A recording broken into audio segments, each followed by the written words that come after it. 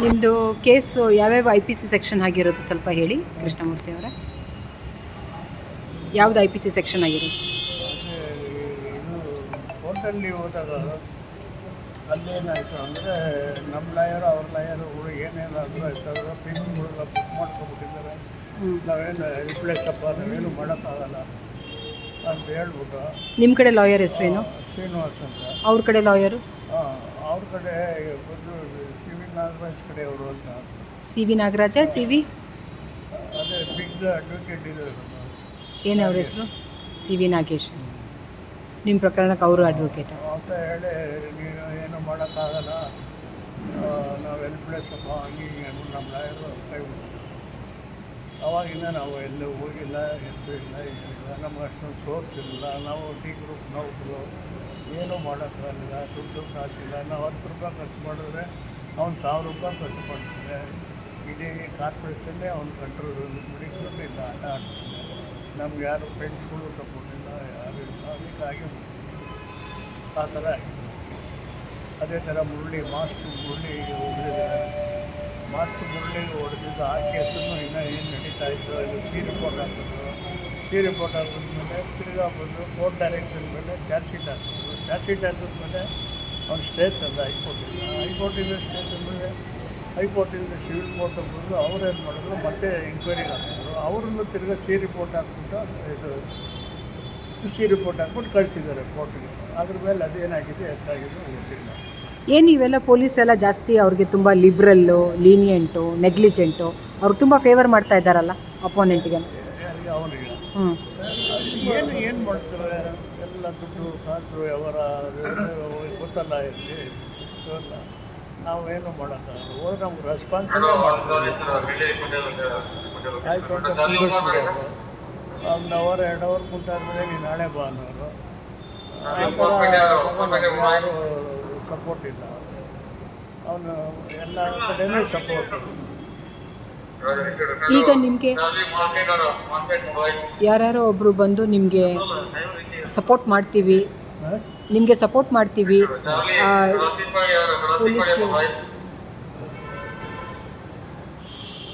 Police ಇರೋದೇ ಸಾರ್ವಜನಿಕರ ಹೆಲ್ಪಿಗೆ ಮಾಡೋಕ್ಕೆ.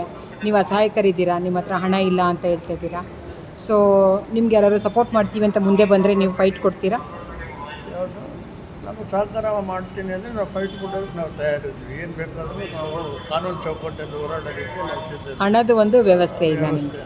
ಯಾರೇ ಬರಲಿ, ಯಾರೇ ಅವನ ವಿರುದ್ಧ ನಾವು ಕೇಸ್ ತೊಗೊಂಡು ನಡೆಸ್ತೀವಿ, ಮಾಡ್ತೀವಿ, ಬನ್ನಿ ಅಂತ ಅಂದರೆ ಎಲ್ಲಿ ಕರೆದ್ರೂ ನಾವು ಬರ್ತೀವಿ. ಯಾವ ಪೊಲೀಸ್ ಕಮಿಷನರ್. ಹಾಗಾದರೆ ನೀವು ಲೋಕ್ ಅದಾಲತ್ಗೆ ಹೋಗಿಲ್ಲ? ನಾವು ಹೋಗಿಲ್ಲ. ಕಾಂಪ್ರಮೈಸ್ಗೆ ಹೋಗಿಲ್ಲ? ನೀವು ವಿಡ್ರಾ ಮಾಡ್ತೀವಿ ಅಂತ ನಾವು ಎಲ್ಲೂ ಹೋಗಿಲ್ಲ. ನೀವು ಹೇಳೂ ಇಲ್ಲ. ನಿಮ್ಮ ಲಾಯರ್ ಸೈನ್ ಕರಿತಾ ಇದ್ನಲ್ಲ, ಸೈನ್ ಎಲ್ಲ ಹಾಕಿಸ್ಕೊಳ್ತಾ ಇದ್ನಾ ನಿಮ್ಮ ಹತ್ರ? ಲಾಸ್ಟಲ್ಲಿ ಕೋರ್ಟಲ್ಲಿ ಹಾಕೊಂಡಿದ್ದು. ಅದು ಬಿಟ್ಟರೆ ಬೇರೆ ಆ ಲಾಯರ್ಗೂ ನಮಗೂ ಕಾಂಟ್ಯಾಕ್ಟ್. ಯಾವ್ದು ಲಾಸ್ಟ್ ಕಾಂಟ್ಯಾಕ್ಟು ನಿಮಗೆ ಲಾಯರ್ ಹತ್ರ? ಅದು 307 ಹಾಕಿ ಇದು ಐತಲ್ಲ, ಆ ಟೈಮಲ್ಲಿ ಫಸ್ಟ್ ಸ್ಟೇಟ್ 2013 17ಗೆಲ್ಲ ನೀವು ಹೋಗಲೇ ಇಲ್ವಾ? 14, 15, 2014, 2015, 16 ತೆಗೆದ್ರೆ ಗೊತ್ತಾಗುತ್ತಲ್ಲ ಮೇಡಮ್. ಅಲ್ಲಿ ಯಾವಾಗ ಕೋರ್ಟ್ಗೆ ಹಾಕಿದ್ದು ಅದು ಅದೇ ಲಾಸ್ಟು. ನಾವು ಹೋಗಿಲ್ಲ, ಎಲ್ಲೂ ಹೋಗಿಲ್ಲ. ಕೋರ್ಟ್ ಹತ್ರ ಹೋಗಿಲ್ಲ, ಯಾರು ಕಾಂಪ್ರಮೈಸ್ ಬಂದಿಲ್ಲ, ಯಾವ ಇದಕ್ಕೂ ಹೋಗಿಲ್ಲ. ಇವಾಗ ಯಾರೋ ಸಪೋರ್ಟ್ ಮಾಡ್ತೀನಿ ಅಂತ ಬಂದಿದ್ದಕ್ಕೆ ಇವಾಗ ಬಂದಿರೋದು. ಅಷ್ಟು ಬಿಟ್ಟರೆ ನಮಗೇನು. ಸೊ ಹಣದ ಕೊರತೆಯಿಂದ ನೀವು ಪೊಲೀಸ್ ಹತ್ರನೂ ಪೊಲೀಸ್ ಒಬ್ಬರು ಹೆಲ್ಪ್ ಮಾಡಿದ್ದಾರೆ ಅಷ್ಟೇ ನಿಮಗೆ. ACP ಅವರು 324 307 ಮಾಡಿದ್ದಾರೆ. 324 ಇಲ್ಲೆಲ್ಲ ಲೋಕಲ್ ಪೊಲಿಟಿಕಲ್ ಅವ್ರಿಗೆಲ್ಲ ಹಿಡಿದು ಮೇಜರ್ 7 ಸ್ಟಿಚ್ ಆದರೂ ಕೂಡ ನಮಗೆ 324 ಮಾಡ್ಬಿಟ್ಟಿದ್ವಿ. ಎಷ್ಟು 7 ಸ್ಟಿಚಸ್ ಆಗಿತ್ತ ತಲೆಗೆ? ಯಾವ ಆಸ್ಪತ್ರೆ ಟ್ರೀಟ್ಮೆಂಟು? ನಿಮ್ಹಾನ್ಸ್ ಹೋಗಿದ್ರಾ? ಜ್ಞಾನ ಇತ್ತಾ ನಿಮಗೆ? ಇಲ್ಲ ಎಲ್ಲ ಕರೆಕ್ಟ್ ಇದೆಯಪ್ಪ, ಹೋಗಪ್ಪ, ಹಂಗೆ ಹಿಂಗೆ ಆರಾಮಾಗಿದ್ದೇನೆ ಅಂತ ಮಾತಾಡ್ತಾರೆ ಸಾಯಂಕಾಲ. ನ್ಯಾಚುರಲಾಗಿ ನಾವು ಮಾತಾಡೋದು ಎಲ್ಲ ಕರೆಕ್ಟಾಗಿ ಹೋಗಿ ಅಂತ ಕಳಿಸ್ಬಿಟ್ರು. ಆಮೇಲೆ ನಾವು ಪ್ರೈವೇಟ್ ಆಸ್ಪತ್ರೆಗೆ ಬಂದು ವಿಜಯನಗರದಲ್ಲಿ 1 ವಾರ ಟ್ರೀಟ್ಮೆಂಟು. ಆಮೇಲೆ ಬರ್ತದೆ. ಆಮೇಲೆ ಎಲ್ಲ ರಾಜಕೀಯ ಆಗೋರು, ಅದು ಇದು ನಮಗೆ ಆಗೋರು, ಆಗದಿರೋರು ಎಲ್ಲರೂ ಬುಕ್ ಮಾಡ್ಕೊತಾನೆ. ಅವರು ಎಲ್ಲ ಸಕಾಲಕ ವಲ್ಲಬಲ್ಲರು. ಯಾರು ಅವನ? ಅಮೃತರಾಜ್. ಆ ಥರ ಇರೋ ಒಬ್ಬರಿಗೆ ಅಲ್ಲ, ಯಾರ್ಯಾರು ಇದ್ದಾರೋ ಹೊರಗಡೆ ಡೆಪ್ಯುಟೇಷನ್ ಬಂದಿರೋರಿಗೆ ಅವ್ರಿಗೆಲ್ಲ ಭ್ರಷ್ಟಾಚಾರನ ನಿರ್ಮೂಲನೆ ಅಂತ ಒಂದು ಸಂಘ ಮಾಡಿಕೊಂಡು ಅನಾಥರು ಇದ್ದಾರೆ, ಜೋಸಫ್ ಅಂತ, ರಾಬರ್ಟ್ ಅಂತ ಅವ್ರನ್ನೆಲ್ಲ ಮಡಿಕೊಂಡು ಎಲ್ಲ ಕ್ರಿಶ್ಚಿಯನ್ ಕಮ್ಯುನಿಟಿ ಮಡಿಕೊಂಡು ಒಬ್ಳು ಕವಿತಾ ಅಂತ ಟೈಲರಿಂಗ್ ಹುಡುಗಿ, ಅವಳು ಕ್ರಿಶ್ಚಿಯನ್. ಓಕೆ. ಕಾರ್ಯಕ್ರಮಕ್ಕೆ ಕರ್ಕೊಬರೋದು ಹೋಗೋದು, ಅವನು ಕ್ಯಾಂಡಿಡೇಟ್ಗೆ 500,000 ಕೊಟ್ಟು ಪಬ್ಲಿಕ್ ಕರೆಸೋದು, ಫಂಕ್ಷನ್ ಮಾಡ್ತಾನೆ. ಅವ್ನು ಬಿಟ್ಟರೆ ಯಾರೂ ಮಾಡಬಾರ್ದು, ಅವ್ನ ಮುಂದೆ ಯಾರೂ ಇರಬಾರ್ದು ಅನ್ನೋ ಇದರಲ್ಲಿ ನನ್ನ ಕನ್ನಡ ಸಂಘ ಇದರಿಂದ ಕನ್ನಡಕ್ಕೋಸ್ಕರ ನಾನು ಅವ್ನು ಸೇರಿಕೊಂಡ. ಆಮೇಲೆ ಬರ್ತಾ ಬರ್ತಾ ನನ್ನ ಕನ್ನಡ ಸಂಘದಿಂದ ಏಕಾಏಕಿ ಕನ್ನಡ ಸಂಘಕ್ಕೆ ಬೀಗ ಹಾಕ್ಬಿಟ್ಟ. ಬೀಗ ಹಾಕಿದ್ಮೇಲೆ ನಾವು ಹೋರಾಟ. ಆದರೆ ನಿಮ್ಮ ಇದು ಒಂದು ಘಟನೆಯಲ್ಲಿ 2011 ನಿಮಗೆ ಹೊಡೆದ ಮೇಲೆ, 2012 ಮುರಳೀಧರ್ಗೆ ಹೊಡೆದ ಮೇಲೆ ನಿಮ್ಮ ಜೊತೆ ಅವನು 2015-16 ಅಥವಾ 18 ಚೆನ್ನಾಗಿದ್ನಲ್ಲ ಕನ್ನಡ ಸಂಘಕ್ಕೆ, ನೀವೆಲ್ಲ ಜೊತೆಗೆ ಫೋಟೋ ನಿಂತ್ಕೊಂಡಿದ್ದೀರಲ್ಲ ನೀವು. ಅದು ಪರಿಸ್ಥಿತಿ ಏನಾಗಿದೆ ಅಂದರೆ ಕನ್ನಡ ಸಂಘ ಬೂತ್ ಬಂಗ್ಲೋ ಥರ ಮಾಡಿಬಿಟ್ಟಿದ್ರು. ಯಾರೂ ಬರ್ತಿರಲಿಲ್ಲ, ನಾನು ಒಬ್ಬನೇ ಇದ್ದೆ. ನನ್ನ ಜೊತೆ ಯಾರು ಮಾತಾಡ್ತಾರೋ ಅವ್ರಿಗೆಲ್ಲನೂ ತೊಂದರೆ ಕೊಡೋದು ಮಾಡೋದು ಇವೆಲ್ಲ ಮಾಡ್ತಿದ್ರು. ವಿಧಿ ಇಲ್ಲ. ಕನ್ನಡ ಸಂಘ ಕಟ್ಟಿದ್ದು ನಾವು 2005 ಸಿದ್ದರಾಮಣ್ಣನ ಕರೆಸಿ ಉದ್ಘಾಟನೆ ಮಾಡಿ ಕನ್ನಡ ಸಂಘ ಕಟ್ಟಿದ್ರು. ಈಗೂ ಕನ್ನಡ ಸಂಘದಲ್ಲೇ ಇದ್ದೀವಿ.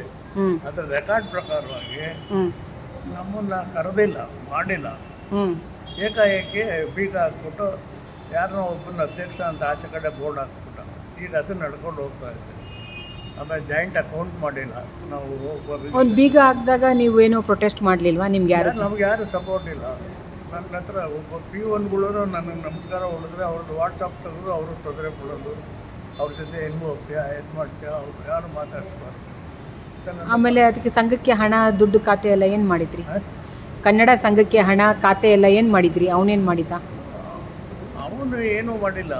ನಮ್ಮದು ರಿಜಿಸ್ಟ್ರೇಷನ್ನು ನಾವು ಮಾಡಿಲ್ಲ. ಅವನ ಪ್ರಧಾನ ಕಾರ್ಯದರ್ಶಿ ಮಾಡಿ ಅಧ್ಯಕ್ಷರಾಗಿ ಅವನ ಕಡೆ ಅವನ್ನೇ ಫಾಲೋವರ್ಸ್ಗಳನ್ನೆಲ್ಲ ಹಾಕ್ಕೊಂಡು ಮಾಡಿಲ್ಲ.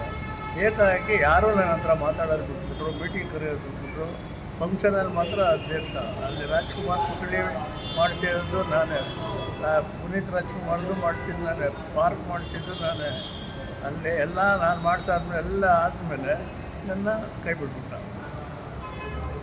ಈಗ ಅವನಿಗೂ ಕನ್ನಡ ಸಂಘಕ್ಕೂ ರಾಜ್ಯೋತ್ಸವ ಸಂಬಂಧನೇ ಇಲ್ಲ. ಆ ಥರ ಇದ್ದವನು ಇಡೀ ಈ ಕಮಿಷನರ್ ಹೋದಾಗ, ಆ ಕಮಿಷನರ್ ಬಂದಾಗ ಇವನು ಹೋಗ್ಬಿಡೋದು. ಅವ್ರು ಅದನ್ನೇ ಕಂಟಿನ್ಯೂ ಮಾಡ್ಬೋದು.